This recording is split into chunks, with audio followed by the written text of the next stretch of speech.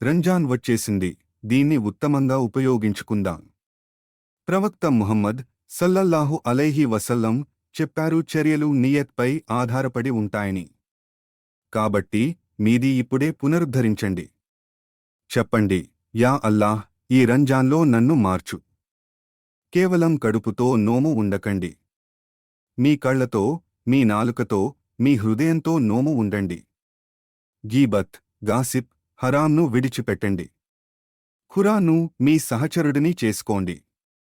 ఫజ్ర్ తర్వాత 1 పేజీ, మగ్రిబ్ తర్వాత 2. అది మిమ్మల్ని స్వస్థపరచనివ్వండి. మరియు లైలతుల్ ఖద్ర్ను వెంబడించండి, మీ జన్నత్ దానిపై ఆధారపడినట్లుగా, ఎందుకంటే అది అలాగే ఉంది. దానం చేయండి. ఇఫ్తార్లో దుఆ చేయండి. సుజూద్లో ఏడవండి. అల్లాహ్ నుండి అన్నీ అడగండి. మరియు ఈ రంజాన్ నుండి వేరే వ్యక్తిగా వెళ్ళండి.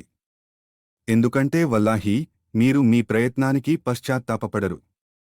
మీరు వృధా చేసిన రాత్రులకు మాత్రమే పశ్చాత్తాపపడతారు. దీన్ని మీ అత్యుత్తమ రంజాన్గా చేసుకోండి. ఈ రాత్రి నుండే ప్రారంభించండి.